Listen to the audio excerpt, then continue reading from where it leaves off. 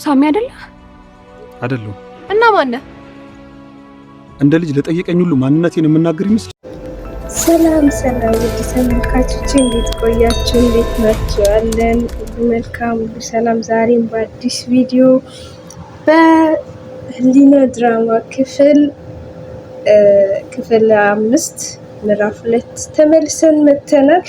ያው ምዕራፍ 1ን አላብራራዋላችሁ፣ በጣም ይቅርታ እያልኩኝ ዛሬ ደግሞ በባለፈው ቀጣይ ክፍል ይዤላችሁ መጥቻለሁ። በጣም አጓጊ እና በጣም አስተማሪ የሆነ ድራማ ነው እና ቀጣይ ክፍል እንግዲህ ህሊና የቀድሞ ባሏን አይታ እየተከታተላት ነበረ ቆሙ። ከዛ በኋላ እዛ ጋር ነበረ የጨረስነው እና ቀጣይ ክፍል ደግሞ ይሄንን በመሰለ ሁኔታ ይዤላችሁ ቀርብ ያለው ህሊና አየችው፣ አናገረችው ሳሚን። ስታናግረው እንደማያውቃት ያው አያውቃትም። ኦልሬዲ አሁን ላይ እሱ አይምሮውን ቼንጅ ስለተደረገ ስለተቀየረ አረስቷታል። ሲጀምር ሌላ ሰው ነው እሱ አሁን ላይ ማለት ነው። የእሱ ወንድሙ ሆኗል ማለት ነው።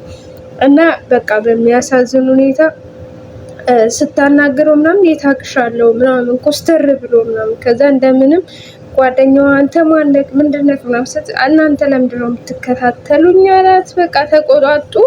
ከዛ ሊና በጣም በተረጋጋ ሁኔታ አየችው። ምክንያቱም እሱ ነው እሱ አይደለም እያለች በቃ ይላቸዋል። ከዛ ቀጣይ ደግሞ የሚሆነው የሳሚ አባት ወይ ደግሞ የህሊና ልጅ የሰረቀው ማለት ነው አቶ ማንደፍረው ያ ጭራቅ የሆነ ሽማግሌ እና እሱ ልጁ ይጨቀጭቋል። በጣም እየጨቀጨቀው ነው እንደምታዩት ማለት ነው። ነው አሻንጉሊት ነው፣ ወንድሜ ነው ዱዱ።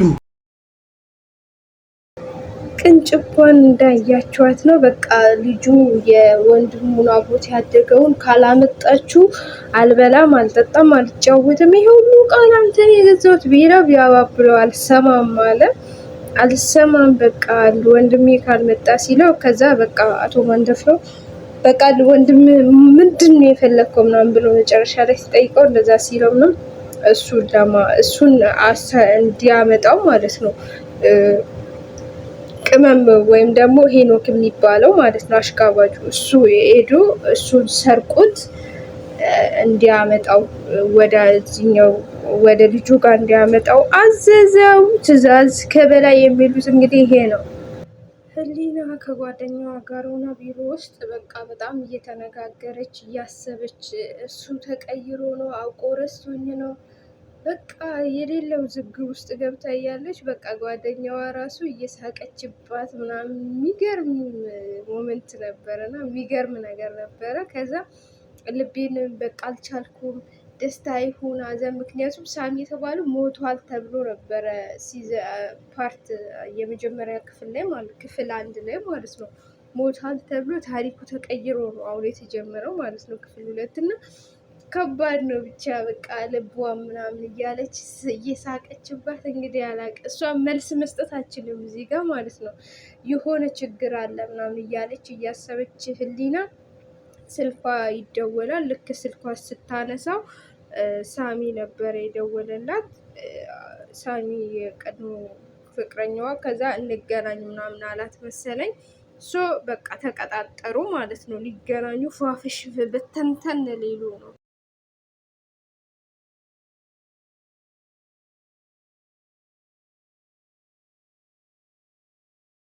እንደሰማችሁት ነው። 2 ስስቶች እንግዲህ እዚህ ጋር እየጠነሰሱ ነው። የሰው ልጆች እየወሰዱ ለገበያ እያቀረቡ በጣም በከባድ ሁኔታ እንዴት ታሰርሽ፣ ለምን ታሰርሽ ምናምን ስትላት አንዷ ወንድሟን ይዛ መጣ። እንደዚህ ወደ ስራ ልመካስል። ስራ የሚባለው እንግዲህ ቢዝነስ ነው እነሱ እዛ ፓርት ላይ ማለት ነው። እና በጣም ይደብራል።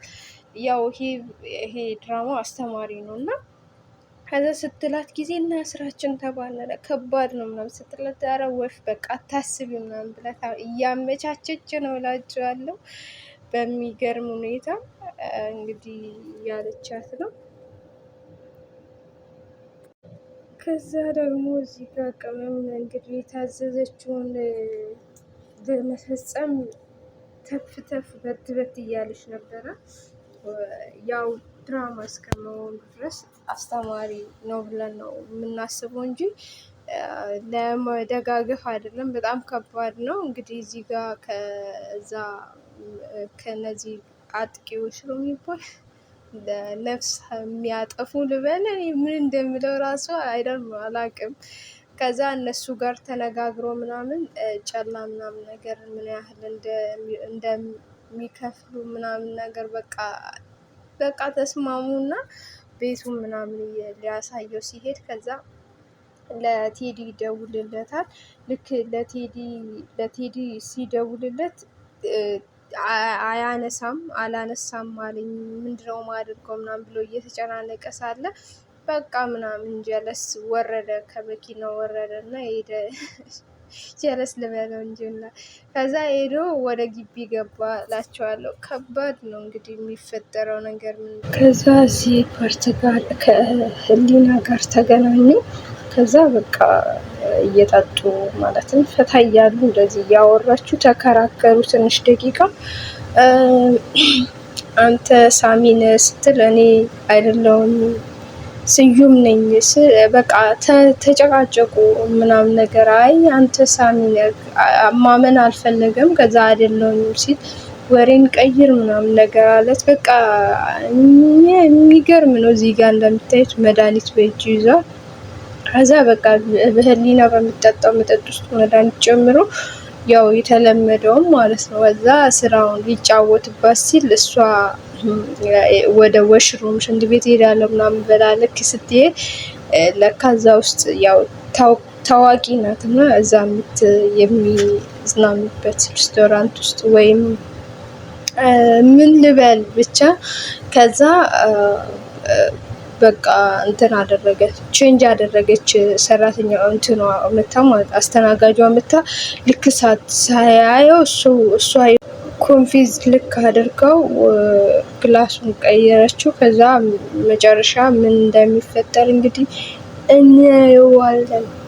እዚህ ጋር ልጁን እንዲያመጣ የተከፈለው ወይም ሄደው ጎረምሳ ይዘይ ጋር ገብቶ በቃ ከባድ የሆነ ውዝግብ ነው። እዚህ ተኝተው ነበረ ቴዲ እና የቴዲ ልጅ ተኝተው ነበረ። በቃ ገብቷል፣ ኦልሬዲ ወደ ቤት ገባ ቀስ እያለ። በጣም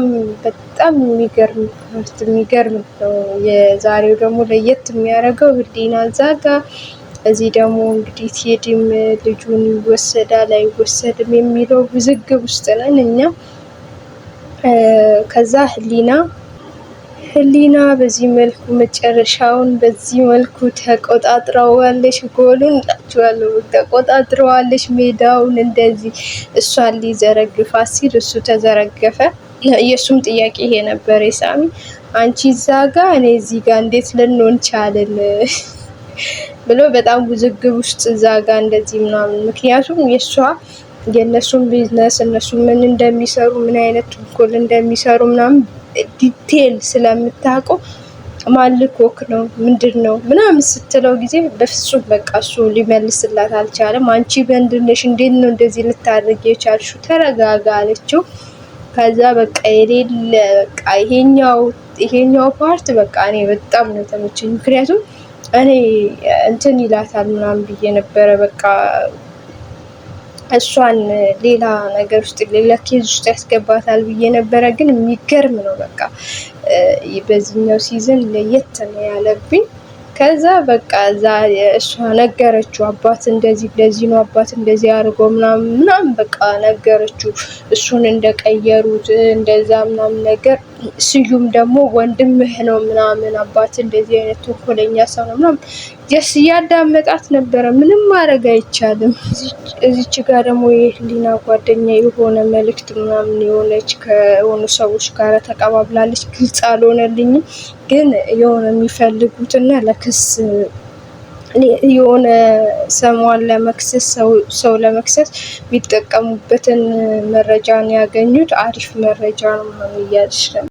ከዛ የእነ ቴዲያችን ቤት ዱርዬው ገብቶ እንግዲህ ወንጀለኛው ልጁን በዚህ በሚታፈነው የለም እሱ በሱ አፈነው በሶፍት ነገር ማለት ነው እንዲህ እንዳይነቃ ማለት። ከዛ ልክ ልጆች ሲያፍኑት ቴዲ አባትየው ብድግ ሲል ከዛ ብሎታል መሰለኝ አላቅም። ይሄ ፓርት መናገር ራሱ ከብዶኛል እና በጣም ነው የሚያሳዝነው። እንግዲህ እናትየው ሞታል፣ እናትየው ተገደለች። ከዛ ደግሞ አባት አስቡት እንግዲህ ምን ያህል ድራማ ራሱ ቢሆን ምን ያህል ህመም እንዳለው ግን እኔ ግን የሚሞት አይመስለኝም። እሱ ከሞተ ያው የድራማው ፓርት ትንሽ ደብር ይመስለኛል።